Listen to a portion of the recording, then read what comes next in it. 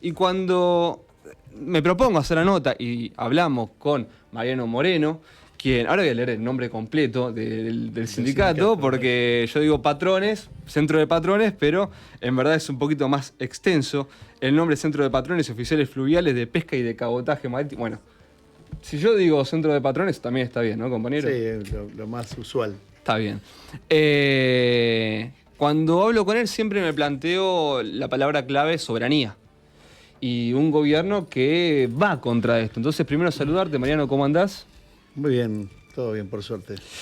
Y comenzar hablando de la soberanía. El viernes pasado tuvimos acá a un diputado mendocino que es sanmartiniano, ¿no? Compartís con él también esa.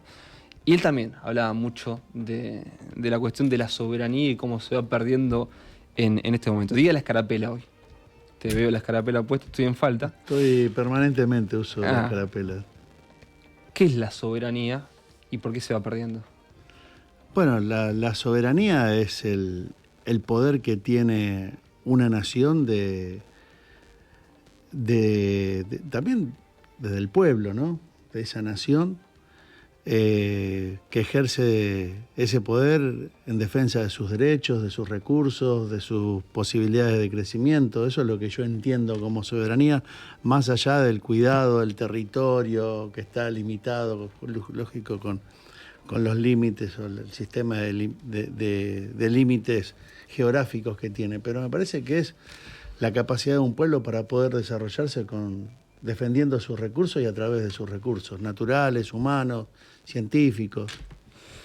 Alguna vez un intendente fueguino dijo, bueno, a ver, señale dónde está la mitad de Argentina, ¿no? Y uno marcaba La Pampa, Córdoba. Bueno, estamos en la mitad de Argentina porque es bioceánico este país, ¿no? Bicontinental, perdón, bicontinental es este país. Muchas veces nos olvidamos de eso, y eso también es soberanía. Y estamos unidos por las aguas, justamente. Y este gobierno pareciera que no apunta mucho al control marítimo que se puede tener. Así que ya nos vamos metiendo un poquito al... Bueno, yo creo que ese no apuntar no es casual, no es un descuido, es algo planificado, táctico, para la forma de pensar de este gobierno. Es un gobierno que a todas luces no ha tenido una sola política, un solo indicio de una política de desarrollo nacional, tampoco del cuidado de los recursos naturales.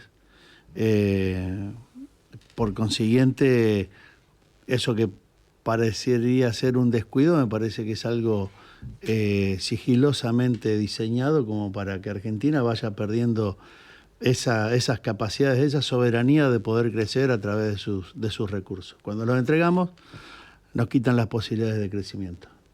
Bueno, es que una forma de expansión, se habla mucho de la vaca muerta, de la minería, también era del control de la pesca. Sí, el control de la pesca, el control de todos los recursos naturales, quizás lo más conocido es la pesca.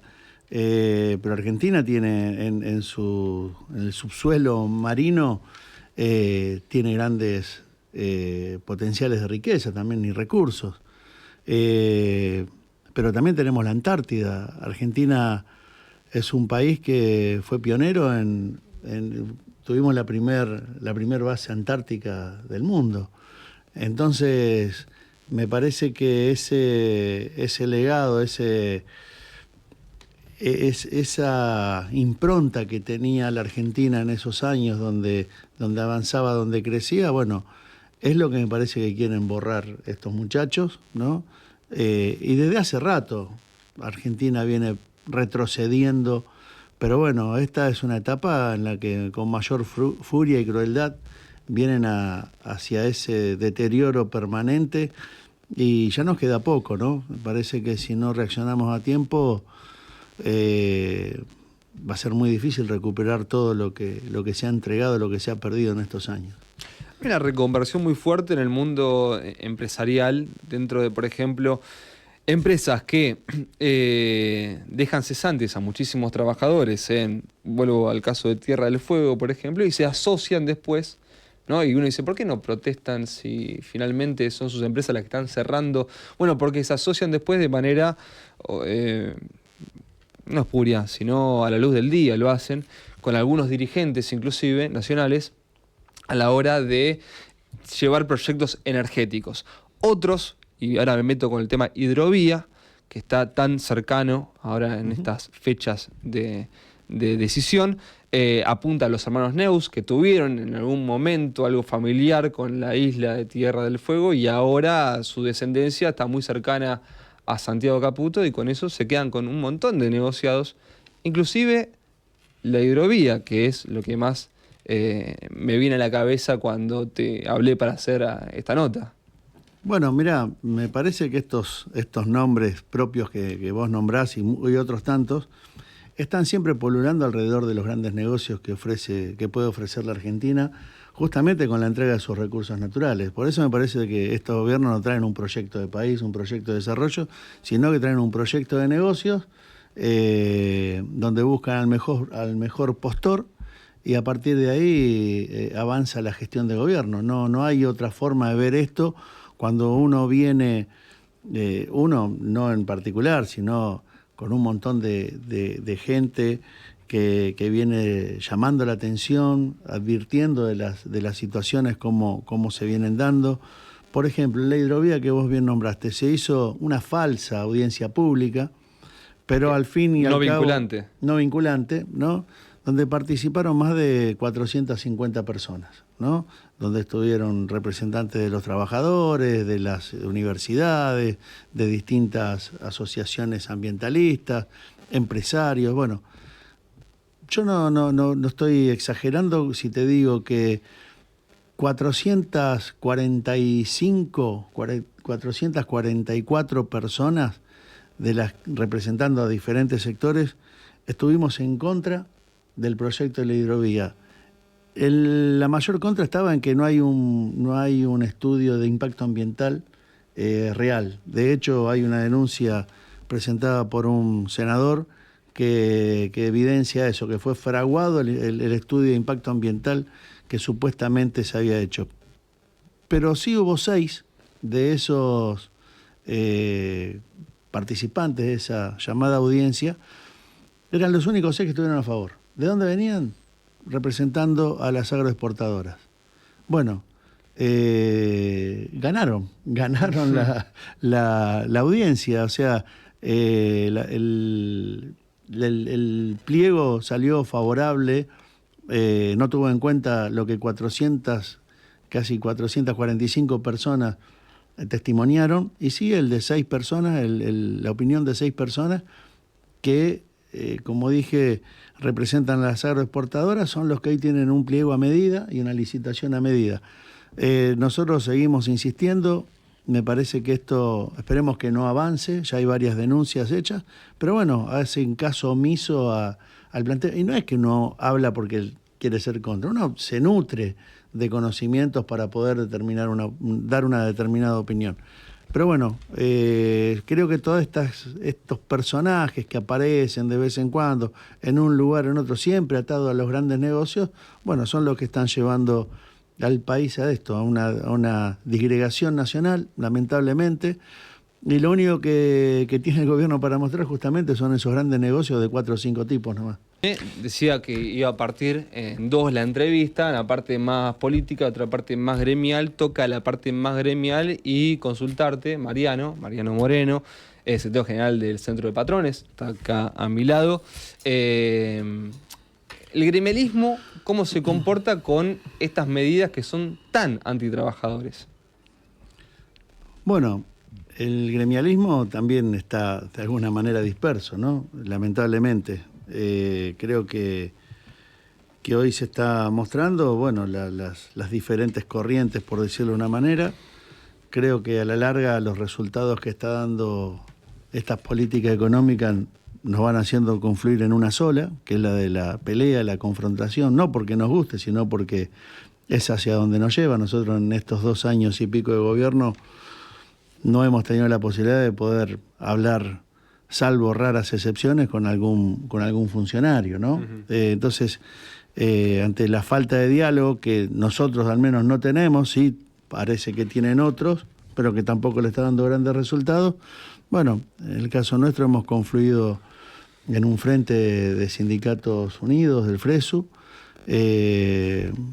con una idea un poco más confrontativa, ¿no? Pero también hay que entender que este gobierno llegó con el acompañamiento del voto de muchos trabajadores, ¿no? Entonces, me parece que ahí uno a veces en diferentes lugares tiene que hablar con los compañeros, explicar, hacer entender y de alguna manera convencer, ¿no? de todo lo que nos están con todo lo que nos están amenazando. Hoy realmente las fuentes de trabajo están totalmente amenazadas. Nosotros en nuestros sectores, la verdad que la actividad va en descenso. El sector de arena y piedra acá en Buenos Aires, que era uno de los sectores más grandes, hoy quedan entre 14 y 16 barcos en funcionamiento, cuando teníamos más de 50, hace 3 años atrás. Esos barcos que dejan de estar en funcionamiento, ¿qué se hace? No, los barcos se amarran, en algunos casos dejan el sector y se van a otros sectores más al norte, pero otros se amarran y bueno, quedan ahí amarrados. Algunos se mantienen con las certificaciones, otros no. Pero el tema es que, bueno, hubo una paralización completa de la obra pública y esto generaba trabajo en este tipo de embarcaciones. Y hoy hace que las listas de trabajadores en los diferentes gremios, las listas de las bolsas de trabajo, están cada vez más completas con trabajadores. En un país con más de 5.000 o 6.000 kilómetros de litoral marítimo y fluvial, con tantas cosas por hacer, es algo que si no lo haces a propósito es imposible de conseguir, ¿no? La paralización prácticamente completa del sector. Y los sindicatos, me parece que hoy tenemos, siempre la tuvimos, ¿no? La obligación, pero hoy más que nunca la urgencia, además de buscar esos sectores, esos lugares de lucha para ponerle un freno a estas políticas de gobierno que lo único que hacen es ir en detrimento de las fuentes de trabajo y de los derechos laborales. Una vez hablamos y me decías que dentro de las embarcaciones ustedes son unos, digamos, tienen un trabajo ahí, pero fuera o en tierra es muy distinto y cuesta que los trabajadores del sector lo comprendan esto, ¿no? La responsabilidad que tienen fuera del trabajo a la hora de comprometerse con una causa, pongámosle la causa gremial. ¿Eso lo estáis viendo de esta manera? Sí. Creo que, bueno, ha habido toda una política, me parece, ¿no? Primero de alguna manera poner al sindicato como al sindicalista, más allá de las acciones de algunos, que por ahí no son las mejores, pero el sindicato es la única herramienta que hasta el día de hoy ha encontrado el trabajador para poder equilibrar la fuerza con el sector empresario. Cuando se demoniza al sector sindical, lo que se está haciendo es quitarle al trabajador esas herramientas de defensa.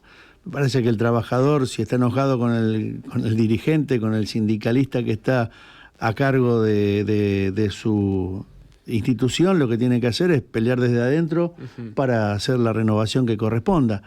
No alejarse del sindicato o pensar que no sirve, porque a la larga va a ser el sindicato y es el sindicato el que le consiguió las condiciones que hoy tiene, gracias a Dios. Y el sindicato no es un sindicalista, el sindicato es la decisión de los trabajadores de reunirse, buscar un dirigente, ponerse a la cabeza y decir, bueno, esto es lo que queremos y esto es lo que vamos a defender. Es una herramienta pura y exclusiva de los trabajadores, que los trabajadores deben volver a revalorizar. Y bueno, y detrás del sindicato creo que es donde vienen las grandes luchas, como siempre, y no va a ser la excepción esta. Así que tenemos que organizarnos, dejar las cuestiones menores de lado, los personalismos, y ponernos al frente de una pelea que hay que dar para el bien de los trabajadores actuales y por sobre todas las cosas para dejar una alternativa de trabajo para los trabajadores futuros.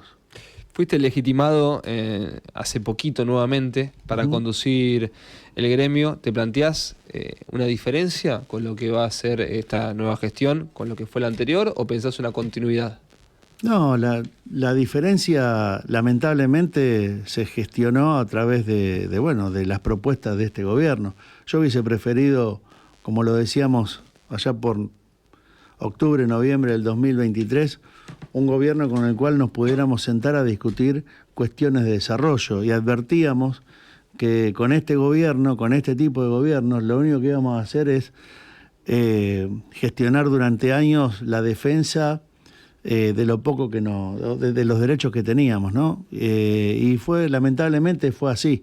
Entonces, uno quiere estar en estos lugares para generar políticas de desarrollo, para ser parte de un desarrollo nacional, de un desarrollo productivo, donde se tengan en cuenta la formación, la educación, la formación de los trabajadores, la posibilidad de darle salud a las familias, como vienen haciendo los sindicatos históricamente. El modelo sindical argentino es único en el mundo, porque no solamente se dedica a buscar una buena paritaria, sino tiene un comportamiento social importantísimo. Y este gobierno vino justamente a cercenar esas capacidades del sindicato, que estaban desde defender los derechos laborales, el poder adquisitivo de los trabajadores y también la salud del trabajador y su familia. Así que nos han puesto en una vereda de confrontación. Lamentablemente los proyectos que tenemos son de defensa de lo poco que nos dejan, pero también esperamos que esto cambie y que vuelva a ser la política del gremio una política expansionista de desarrollo, tratando de observar la realidad con los cambios tecnológicos y adaptar a los trabajadores, adaptarnos todos a esos cambios tecnológicos para un desarrollo nacional en el que todos tengamos derecho a ir creciendo y a tener una vida digna, alcanzar esa movilidad ascendente que el trabajo genera y que este modelo sindical argentino histórico propone. La figura del segundo oficial, ¿no?, que te escuché hablar de esto hace algunos días, ¿cómo lo explicás para gente como yo que no entiende cuál es el rol que cumplen y cuál es la importancia de no perderlo? Bueno, es una cuestión meramente de seguridad de la navegación y de las personas. Esto es muy sencillo. Las tripulaciones se determinan por el tiempo de navegación y también por la actividad o el esfuerzo que tienen que hacer, ¿no? O el trabajo a bordo.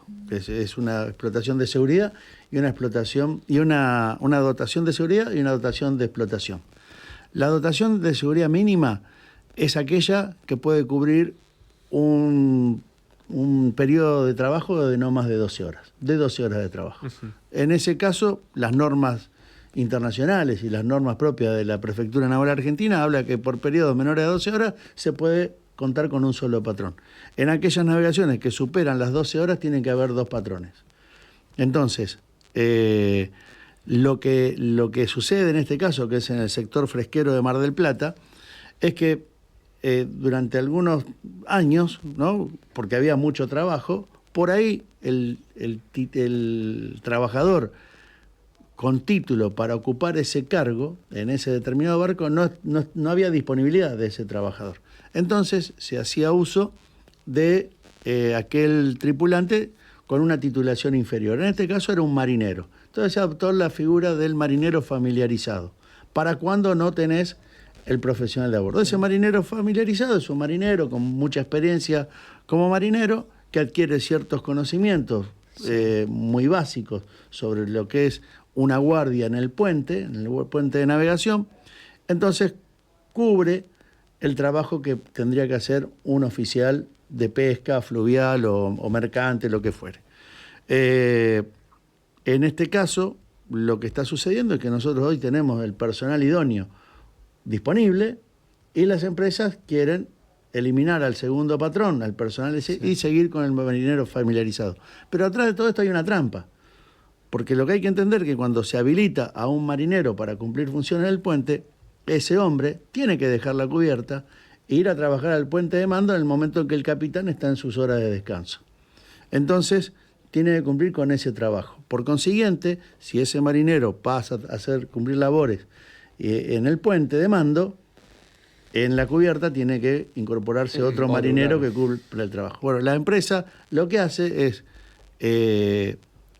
genera la disposición para que haya un marinero familiarizado, pero en vez de llevarlo al puente a trabajar, lo hace trabajar en cubierta. Por consiguiente, en algún momento ese hombre tiene que trabajar y en algún momento el capitán tiene que descansar y en algún momento el capitán también tiene que descansar. Entonces, está el barco a la deriva, en manos de no sabemos quién. Sí, la seguridad. La seguridad, gracias. entonces se desprecia la seguridad de los trabajadores de ese propio barco y de la navegación en general. Uh-huh.